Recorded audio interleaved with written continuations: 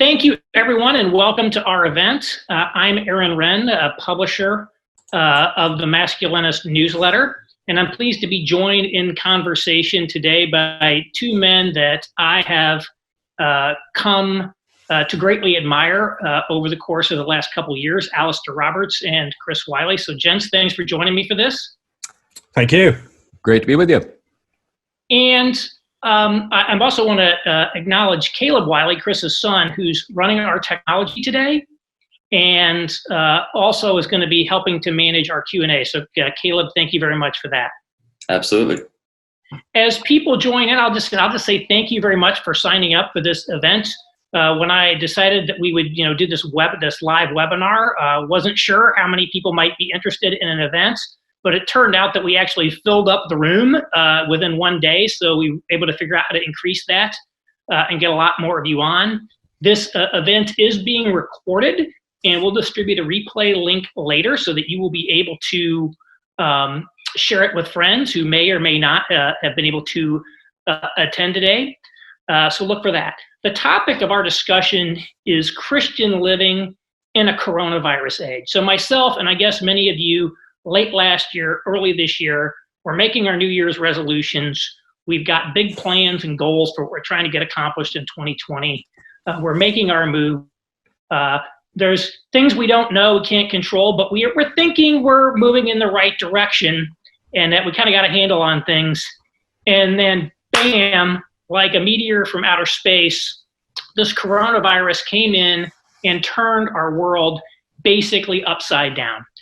And those of you who know me know I've done a lot of reading on Nassim Taleb, who's most famous for his concept of the black swan, the seemingly impossible events, rare events that come in out of nowhere and have just massive, massive impacts.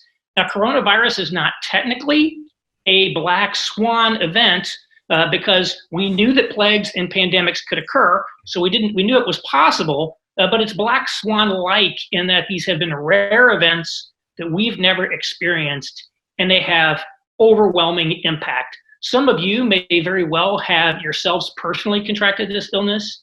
You may have had family members or friends who've died of it. Tens of millions of people have lost their jobs in the United States. You may be one of them. Many businesses have already failed. And regardless of how affected by this we are, all of us are living under a sort of a cloud of uncertainty and risk in a way that we have not before. And so the real question before us is, how do we live as Christians, respond as Christians, and maybe change what we're doing in the way that we're living our lives as Christians in light of what is happening in the world today? And to help share some perspectives on that, we have our panel. And so I first want to just introduce our speakers. Alastair Roberts is a British theologian, just one of the most thoughtful people out there on Scripture today and Christian life in the modern world. He's the co-author of the book Echoes of Exodus and the author of the forthcoming book Heirs Together, which is a theology of the sexes that I think you won't want to miss. It'll be a must read. All of his writings appear at his website, Alastair's Adversaria, and then his videos and podcasts, of which he does quite a few, are Adversaria podcast. And Caleb is putting the links to all the sites I'm mentioning in the chat window, so don't try to transcribe or Google anything. We'll get it to you there, and we'll also send it out after the call. And Chris Wiley is a Presbyterian minister in Connecticut. He's also one of the leading thinkers on the household in the modern age, and he's written 2 books on the topic under the name C.R. Wiley, which you can find at bookstores near you or online at Amazon. One is Man of the House, and the other is The Household and the War for the Cosmos, both of which I recommend. And for those of you who don't know me, my name is Renn. I'm the publisher of the Masculinist newsletter. It is a monthly newsletter about Christianity, masculinity, and the 21st century world in which we find ourselves. So, gentlemen, thank you again for joining. Thank you. So here's a little bit of logistically how this is going to work. Alastair and Chris are each going to speak on their respective topics for about 15 minutes, and then we're going to convene for a discussion and for a Q&A. At any point, if you have a question about anything that's going on, there should be a Q&A window at the bottom of your screen, Q&A button. Just click that button, enter your questions, and we'll try to get to as many as we can. So first, I want to turn it over to Alastair, and we're just under this, again, a cloud of uncertainty. How do we make sense of this? And how does Christian wisdom, if you will, apply in the circumstances in which we find ourselves? Thank you, Aaron. One of the areas that each of us as three writers in areas of Christianity, in cultural issues, we've all focused upon the area of masculinity in different ways and from different angles. And one of the things I want to focus upon right now is the way that as men we can respond in a wise way to the crisis. Now, this is something that will be relevant beyond men. I think it will be relevant to women too, I hope. But what I want us to think about are the virtues that we take to dealing with situations of uncertainty, of great risk, and of situations where we need to collaborate in a wise and prudent way. To do this, I think we need a rich account of the virtues, especially those that pertain to manliness in this situation. These traits and characteristics of a man are those things that represent maturity and roundedness. Now, one of the things I have seen in many of the responses to the crisis is what I think is a weak account of manliness, a weak account that has limited men's capacity to respond to crisis. Now, these traits of manliness can distinguish the man from the boy. We can often see traits of manliness and womanliness as over against each other primarily. But the virtues are primarily those of maturity, things that set apart the boy and his state of childishness from the grown man. And that mature manhood will often have many things in common with womanhood. These things are expressed in gendered forms. However, in most cases, they are features of maturity that will be common to both sexes.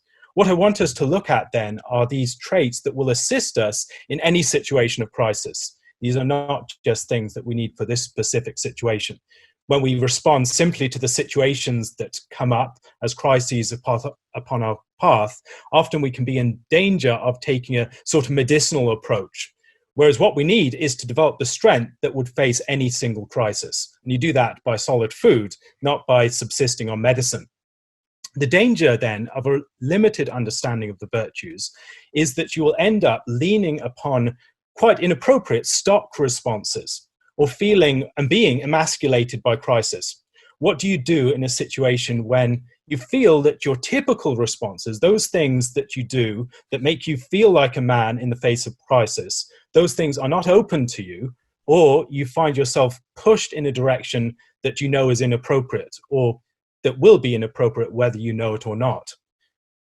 A few weeks ago, I heard a man commenting upon this, on the struggle to feel manly in the current crisis. Stuck at home, not on the front line, in many quarters of the front line at the moment, women will outnumber men. The traits of masculinity tend to be things that are associated with agency, strength, competence, mastery, honor, courage, these sorts of traits. And yet we feel that those things can often be constrained within the current context. And so thinking about how do we express those traits in a good way, traits of agency, in a way that does not limit us to a few stock responses that may be inappropriate, but which enable us to express what is a true manliness in the situation, that, I think, is a good task to give our minds to.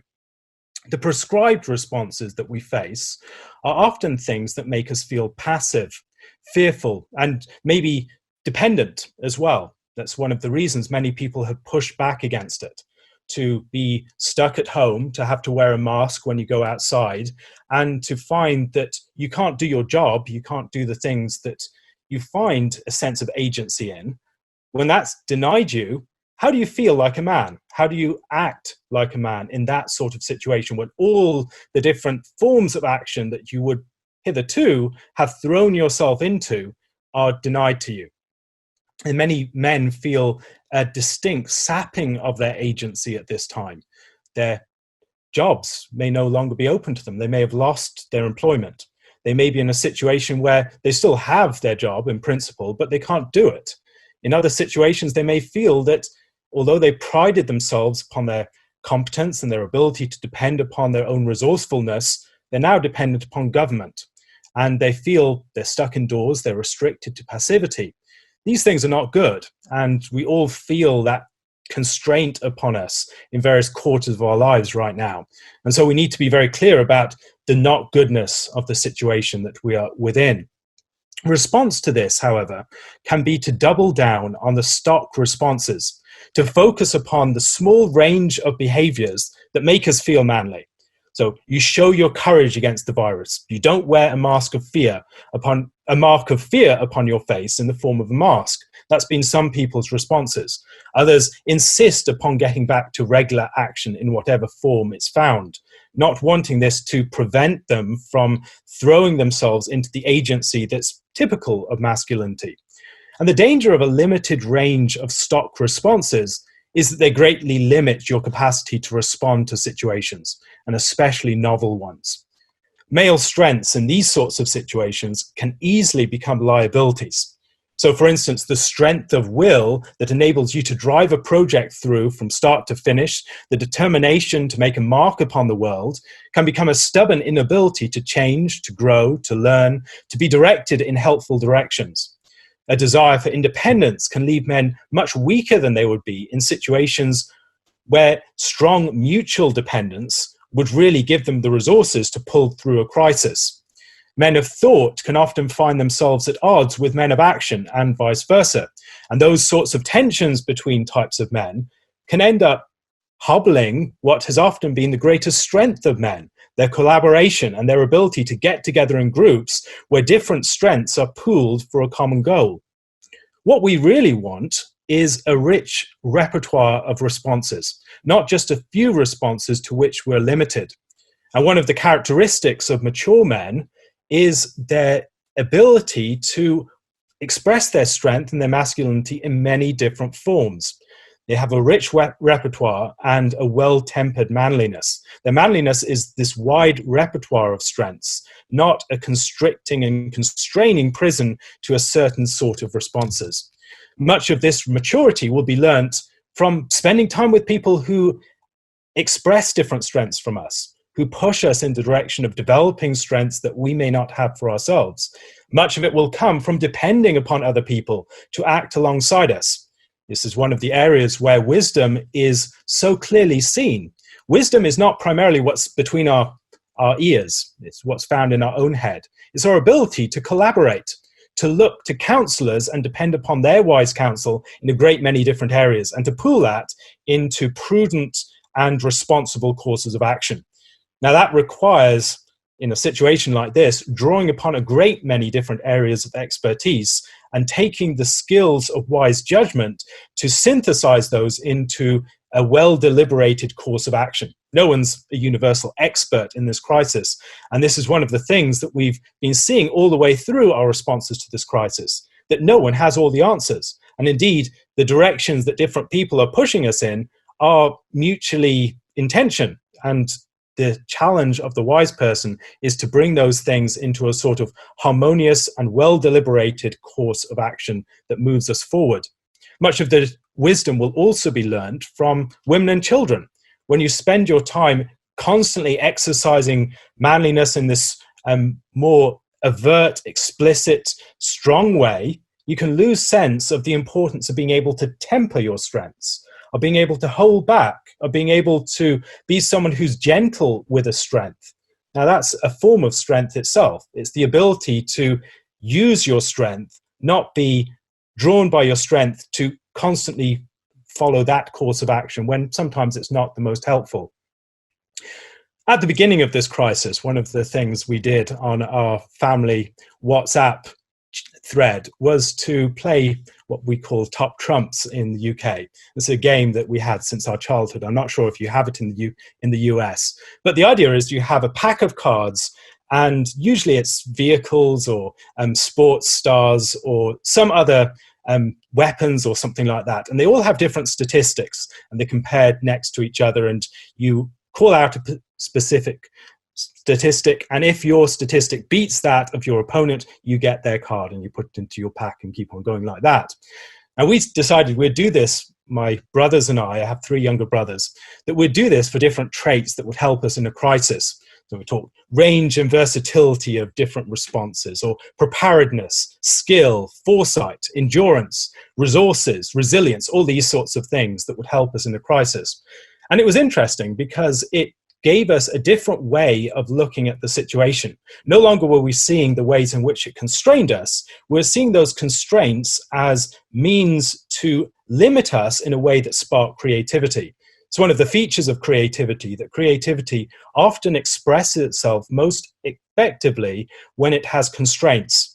And when there are a particular set of constraints, it can be a spur to think about the creative and effective ways that we can produce something good within that situation.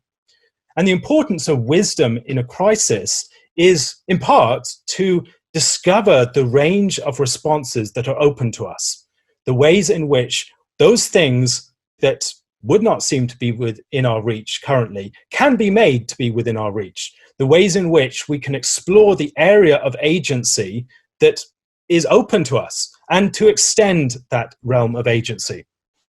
So some of the traits that we can think about here are things like self-mastery.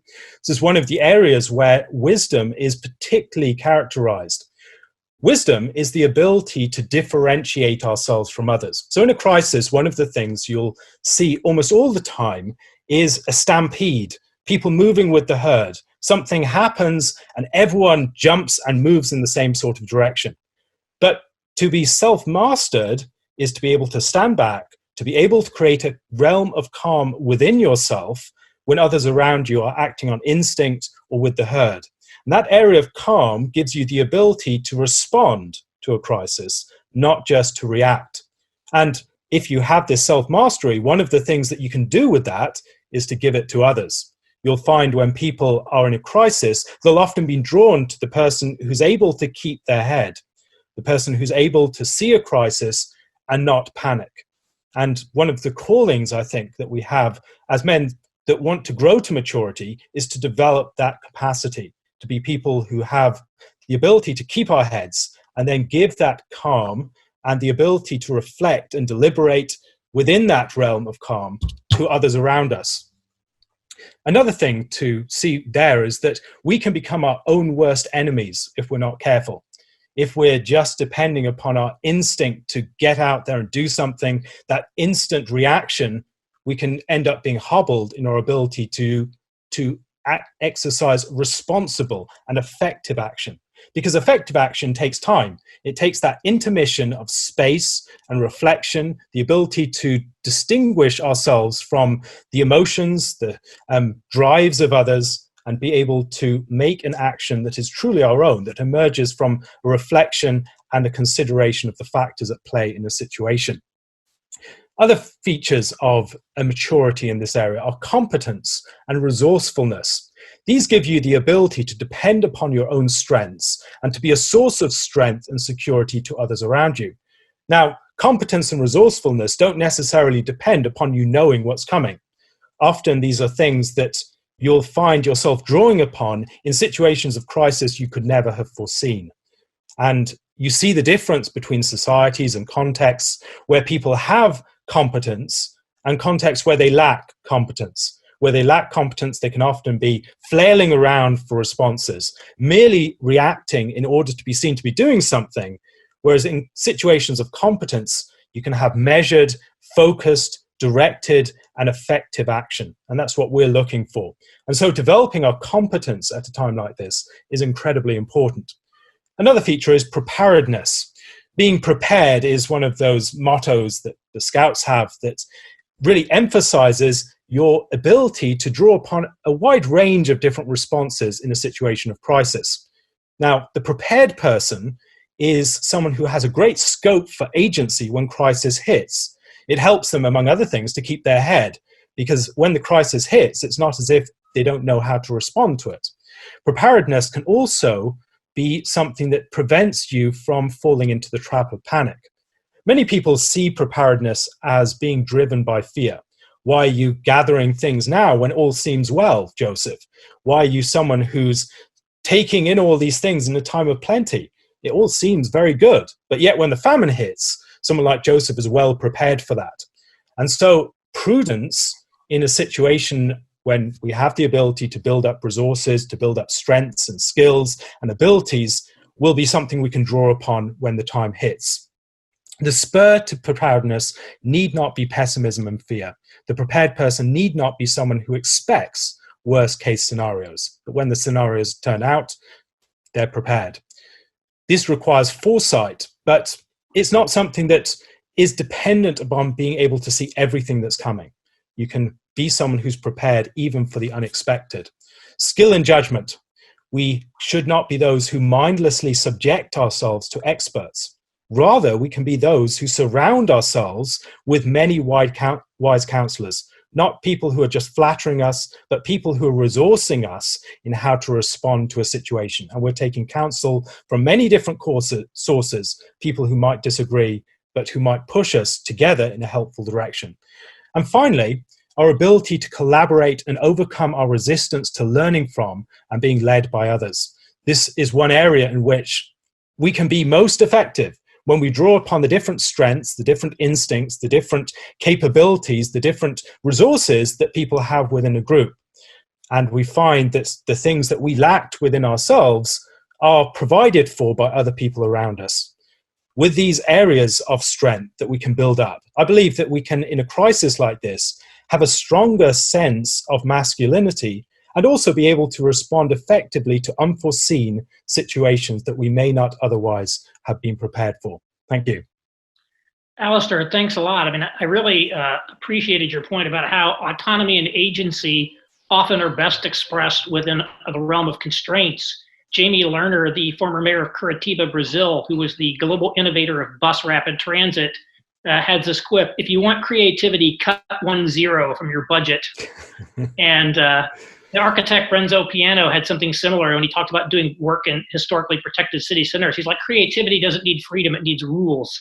Then you can be creative within the rules. So that's great. Thank you. And again, we have a couple questions have come in. If people have questions, drop them in the Q&A window. But I want to turn it over to Chris. Chris, we are finding ourselves spending a lot more time at home than perhaps we used to. Right. And we're getting disrupted at arenas. Maybe we're being forced to do things we've never done at home before, like educate our children, for those who didn't have school, or maybe just cook meals. Many people don't. So can you help us shed some light on how we should maybe think and rethink about the household as we're experiencing it in a new and a different way? Yeah, I'm glad to do that.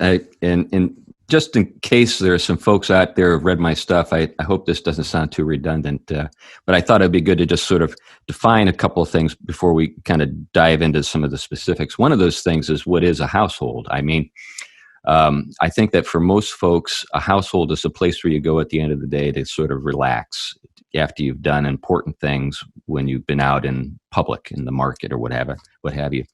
And certainly that's always been the case.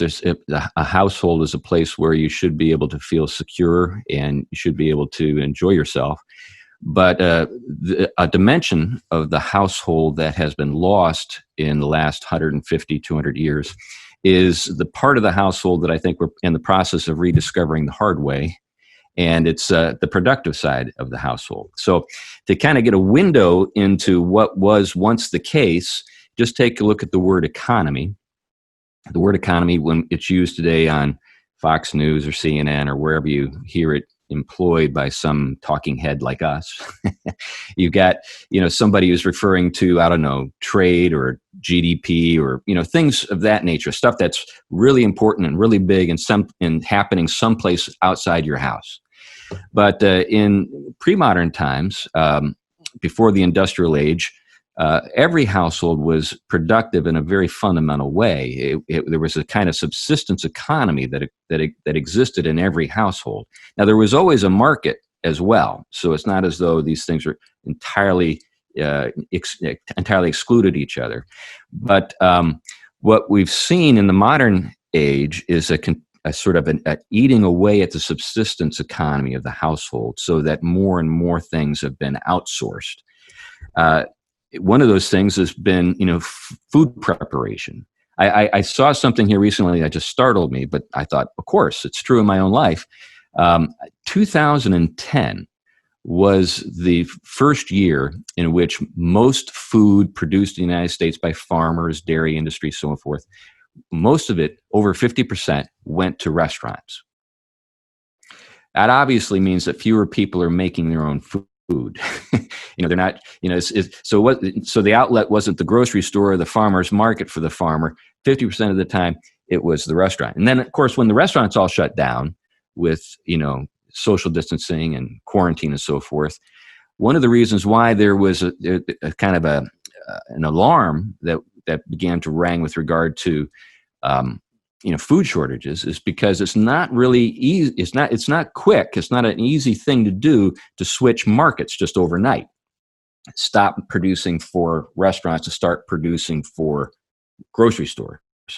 And so that's one of the reasons why we saw a lot of waste. But getting back to my main point, you just noted, Aaron, that we're kind of rediscovering that there are things that we can do at home. We can actually make our own food. Hopefully some folks are taking the opportunity to learn how to cook. And although I have heard that things like Grubhub and stuff like that, there's just a lot of takeout right now. So if there is a growing market, or where you want, where you can find work, you can actually deliver food to people who can't cook. So anyway, and so there's that. But the sort of the heart of what I'm getting at is that a household, when it's been understood historically, has been a place where people do a lot of things for themselves. I'm currently reading a book right now by Brendan Nagel. It's a study of Aristotle's politics, and the title of the book is The Household. And well, actually, I've got it right here. The household is the foundation of Aristotle's polis. What he's getting at with that book and that title is that the household was a kind of building block for public life. And households understood themselves in the ancient world, not just within Athens, but throughout the ancient world, saw themselves as places where citizens were being formed. And so citizen formation was sort of integral to a household and its functions. But part of that was that the household was a place that strove to be as sufficient or as possible within reason, and worked with other households on common concerns or on the common life, common good. So today, we don't think in those terms, as I've noted. Today, we more or less think of the workplace as someplace outside the home, a place we go to work. And the property often is owned by some corporate entity that is sometimes very large and has thousands of people who own shares in it. But another aspect to the household in the ancient world is the possession of productive property. So productive property could be land, it could be a business, it could be a trade, it could be something that helped that household to sustain itself, but also to play a role in the larger society.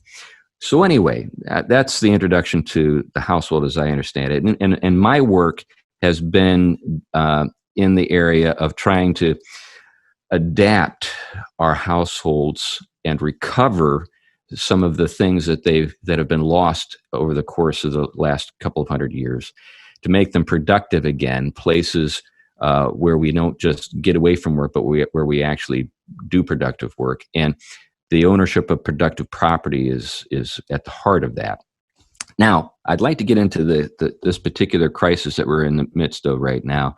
One of the things one of the images I use to help people understand what I'm trying to accomplish is I say I'm a kind of a prepper in a way, but I don't encourage people to build bunkers in Montana or something like that, or get a lifetime supply of Spam, or things of that nature. What I'm more interested in is helping people prepare for the vicissitudes of life by investing themselves in people, in skills, and in property.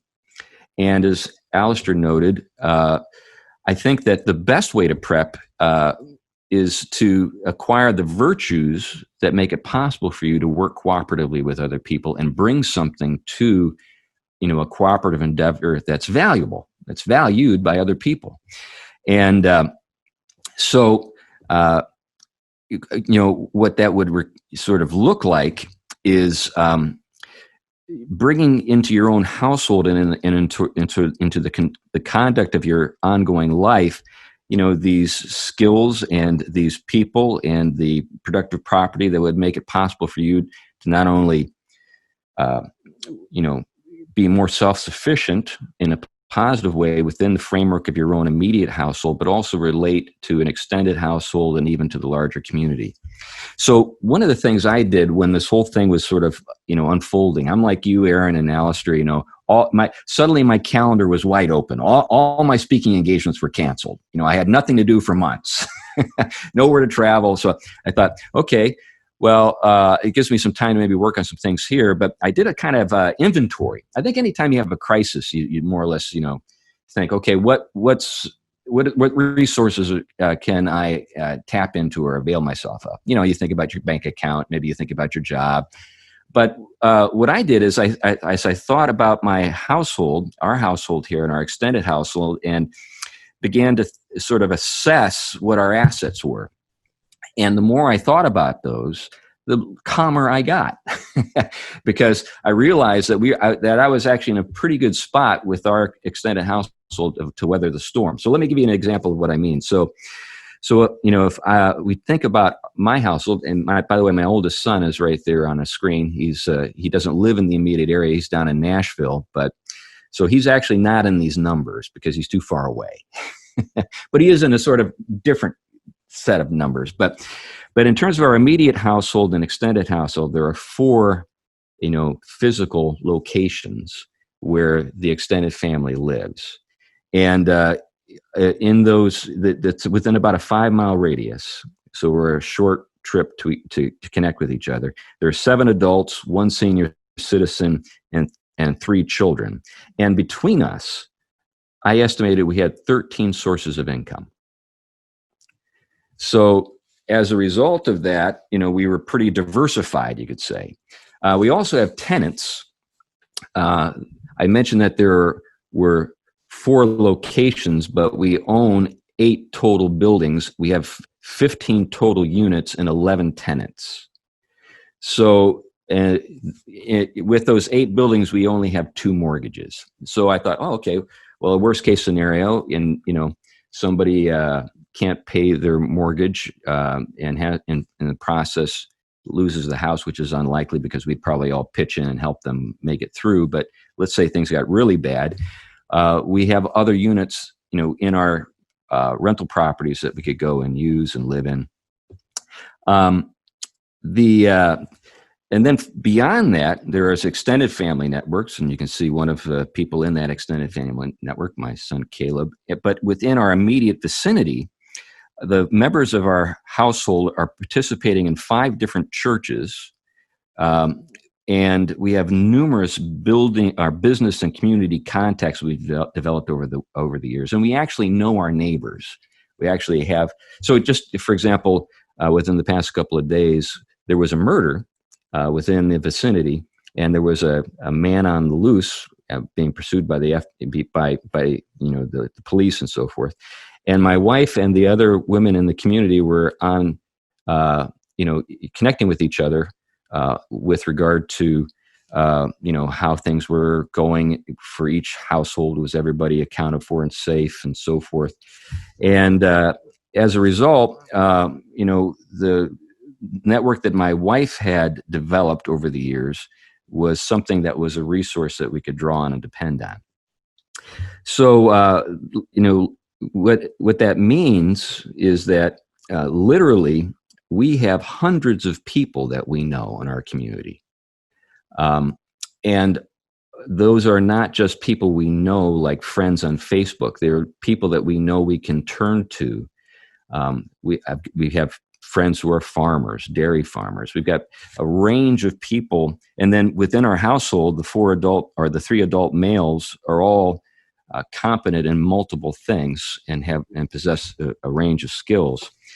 So because of these connections, there's a sense in which our risk tolerance or our ability to deal with the challenge is pretty high. But it required, and this is kind of the rest of the story, in order to have this kind of resiliency, I suppose, or anti-fragility, I'm not sure what the best term would be. Perhaps anti-fragility is not the appropriate one, knowing Taleb and how he uses the term. But it required about 40 to 50 years of being in the same place. So we know, community leaders, we know people in the banking world. And this is something that is the result of a sort of organic process. I mean, obviously we went out and we worked and we did things and we tried things and hired people and got to know people and things like that. But it wasn't an overnight thing. Now, what I think this requires is a willingness to throw in your lot with a local community. And that's kind of risky, because what you lose is sort of the opportunity costs of being able to pull up, your roots quickly or to move quickly to take advantage of an opportunity someplace else. But in terms of what you get out of that, I think there's a non-fungibility. I think that there are certain things you just cannot reduce to a monetary value. If you try to be an interesting experiment, what kind of price tag would you put on the fact that literally hundreds, perhaps 1,000, have 1,000 contacts that could help you with everything from, maybe a minor or major repair in your home for gratis, to access to food, those sorts of things. That's the kind of network that we have. Anyway, so those are some things that, as I reflected upon our household and sort of our ability to respond to this crisis, we were able to actually feel very manly, as Alastair was describing it, and because I was able to feel very manly because I was able to think about my competencies, the resources that we have, the connections that we've got, and our ability to respond effectively and help in a helpful way with regard to different needs. So anyway, I'm rambling a bit now, but I think I got my point across. Well, thanks, Chris. That was great. Again, some questions have come in. If you do have a question, you can put it into the Q&A window. One of the ones that came in, I think is a very good one. I think the very first came in is, we're looking to establish networks of wise counselors. We're looking to build collaborative relationships. And yet it seems to be more difficult to do today. We're a much lower society. The trust that would have enabled us to trust an expert or to trust other people to collaborate seems to be dissolved. Not only do we not have trust, the mechanisms for developing that trust have kind of gone away. I don't think this is totally new in the sense that, I think about the documentary about Enron, the smartest guys in the room, right? They weren't so smart. But you could go back to the kids like Robert McNamara, who got us in the Vietnam War, with some of the smartest people who got us into that. But I think today, many of those previous failings did not essentially drain the general trust out of the system. It seems like there's been this reservoir of trust that has gotten much lower. And so how do we operate both in terms of establishing counselors and other people to collaborate with, maybe some of the people, Chris, you were just talking about, this network. How do we build our networks of collaborators and counselors in a low trust world? In response to that, I think one of the first things is there's a benefit in having a wide trust network. It's like a tree. If you're depending just upon one single root, then you're not going to be very strong. But if you have a wide root network, you don't have to rest everything upon any single root. Rather, you can distribute the weight of a very heavy object across many different persons and institutions and networks. And I think one of the difficulties we have is the need to place a great deal of weight upon a single network or person or institution that just is not sufficient to bear it. If you have a wider network, in the way that Chris has been describing, I think that is less of a problem. A particular route can fail, and yet you have a lot more to fall back on.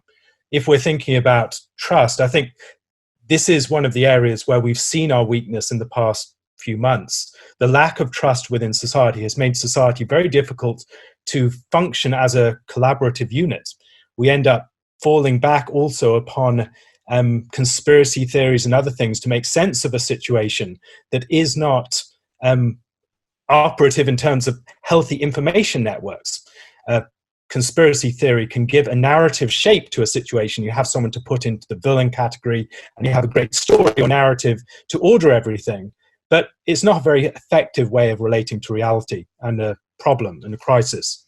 So I think trust networks, make them broad, have trust networks that are varied, where there are things that push against each other. It's a strength of a group of experts. They're not unanimous. They need to push against each other a bit and stress test each other's opinions. When we've depended just upon one particular group of experts from a particular institution who all hold the same view and put that forward, often we've been weaker for it. And so you need a variety of different viewpoints, experts pushing against each other, not just taking the expert opinion that most flatters your opinion or that makes you most confirmed in your existing way. Rather, we're looking for challenge to us. We're looking to stress test. And that's one of the ways you build up strength, by facing contrary strength, something that pushes against you and you have to develop in response to that. And a network and society of trust allows for such strengthening engagement to take place. And I think there is a movement on both sides there. The more that you have trust, the stronger you'll become, and the stronger you become, the more that you'll be able to exercise trust in others without having to depend everything upon them. And the betrayal of trust, looking at this from the other side, the betrayal of trust is a huge issue within society, where people do not feel that their leaders are trustworthy. They will not be led by them. Even if they have nominal authority, their authority won't be effective.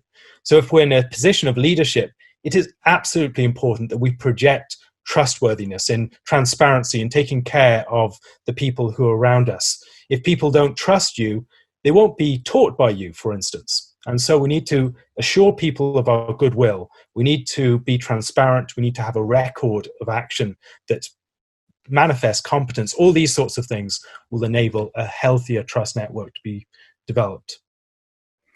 Yeah, to build on Alastair's comments, I think that, there's kind of a human scale to trust. And when I describe the network that we're part of, I'm literally, one person away from the mayor. I know the person who can get me in touch with the mayor. Now, when I'm dealing with, say, the CDC or the WHO, we're talking about orders of magnitude that are astronomical. Now, I know that there's 6 degrees of separation, but I have no clue what how to get to that point, and whether or not anything I would learn in the process would be helpful. But I do think, though, that Alastair's point is really important, and that is if all you have is the CDC, and that's you're banking everything on their trustworthiness. You're in a spot where you're very vulnerable, and you could find yourself deeply disappointed. And I think that's the thing that Aaron was bringing out a moment ago, is that we keep having these sort of revelations that what was going on behind the curtain was what we feared most, and it keeps occurring. But in terms of I've said this to Caleb, my son, many times. In terms of my personal world, it's great. It's only when I look further out that I get concerned. The farther away I get from home, the more alarmed I am by what I witness. So now, is that media? I don't know. Is it the fact that our experts rely too much on mathematical models? I don't know. But I think that at least our level of a sense of personal security would grow in order to make the sort of the anxieties that we feel with those distant authorities tolerable. Anyway, some thoughts. Yeah. Well, thanks. Well, speaking of being prepared, I knew I was having internet problems today, so I had my phone here on hot standby for me to get in the event that it crashed, which it did. You know, I draw some of the trust back to this extended family networks. You know, David Brooks has written about the extended family, what we lost with extended family, and essentially the Western way of having a high trust society where we engage primarily with distant relations or people who are kind of not in our immediate circle. We rely on the marketplace to supply us with what we want, is fragile to a decline in trust. In non-Western cultures, we often see much higher reliance on family networks because your extended family is almost inherently more trustworthy than someone you don't know. There are mechanisms within families to enforce violations of trust, discipline violations of trust that don't exist elsewhere. And I think we oftentimes, it's like times like these when we find ourselves maybe cut off from some of the marketplace things, or as the trust drains, that we start realizing, oh, we need to be focused. We need to have these extended family networks. And that's challenging in our society because it's very corrosive to these kinds of relationships. Another person put a question in, like, you know, immigrant churches, for example, immigrant communities tend to have high levels of social cohesion. Then the kids get Americanized and it kind of dissolves. So I guess the question I might, that this person had, and I think is relevant as sort of a follow on to this is, you know, Chris, you've had 40 years of building all these relationships. You know, I'm sort of embarking on that path much earlier, but a lot of people don't have this rootedness, don't have these extended families, don't have these communities. If we're starting from scratch today, how should we think perhaps about where do we start? What's the first step we could take?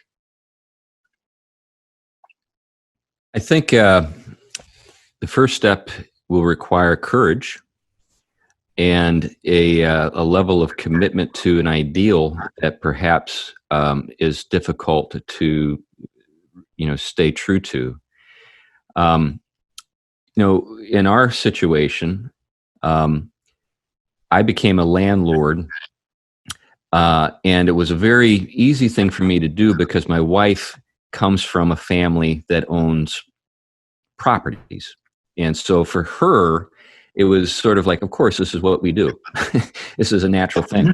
But I've come across many situations where, getting into that particular field or even starting a business or what have you, requires a level of risk that, say, the husband or wife is just unprepared to shoulder because they've grown up in an environment where everything has been sort of more or less catered to them. They've never really had to think for themselves.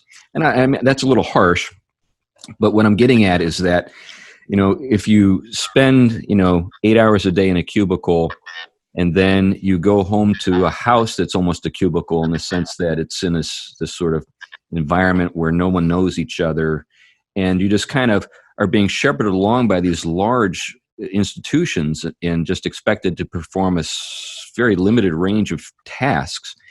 The idea that you would take on responsibility at the level of starting a business or becoming a landlady or a landlord people just shut down. I've seen that deer in the headlights look with this kind of stuff.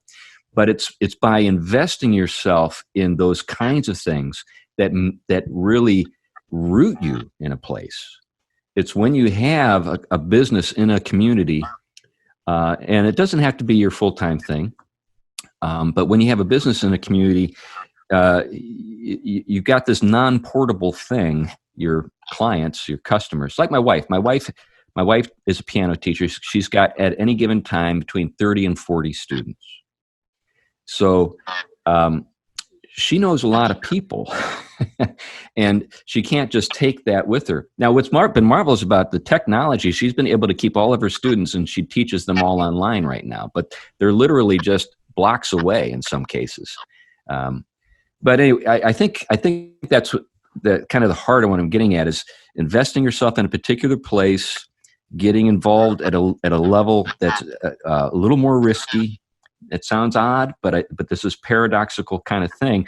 The more risks that you are able to sort of successfully manage, the less risky you're actually, your situation actually is. It's when everything has been provided for you and everything is supposedly secure because somebody else is doing everything for you that you are very, very fragile. Anyway, so stay in one place, start stuff. Yeah, that's very good. I don't have anything to add to that. Another question that I thought was another very good one is, and I think relevant to both of you and what you had to say, use the illustration of this British politician, Dominic Cummings, who was caught traveling when he shouldn't have been traveling, and sort of said, I was just doing what any father would do, and set up this conflict between essentially the competency of the household and the competency of the state, and how those overlap, and how in that overlap we essentially establish kind of the civic rules of behavior and morality. How should we think about the domains, the competency of those, particularly in the overlap area, right? Where we know that these domains of competency don't just have hard and fast boundaries. And that seems to be one of the big sources of debate today, is like, who's really in charge,